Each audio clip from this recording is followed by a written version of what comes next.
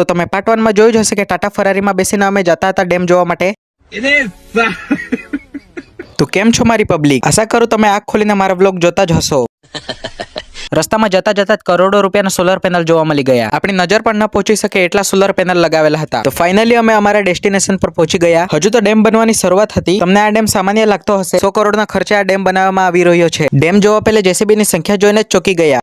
A few moments later. તો અમે સટાસટ ને ફટાફટ નજીકથી ડેમ જોવા માટે નીકળી ગયા. તો આ છે રબર ડેમની રબર. આ સાહેબ બહારથી ચેકિંગ માટે આવેલા હતા. રબરનું વજન કઈ અદ્ભુત હતું. આપણા ગુજરાતના ડોલવણ વિસ્તારમાં આ ડેમ બનાવવામાં આવી રહ્યો હતો. આ રબર ડેમ ભારતના 4થા નંબરનો અને ગુજરાતનો 1લા નંબરનો ડેમ છે. તમે બોલ્ટને જોઈને જ જાણી જશો કે રબરને કેટલું પ્રોટેક્શનમાં રાખવામાં આવ્યું છે. डिप्रेशन में रहता हूँ हमेशा. अभी मैं डिप्रेशन में हूँ. આ રબર શોભા માટે નથી લગાવવામાં આવી. પાણીનો પ્રવાહ વધતા આમાં હવા ભરવામાં આવશે. હમણાં એમ નહીં વિચારતા કે સાયકલના ટાયરમાં જેમ પંપથી ભરવામાં આવે એમ ભરશે.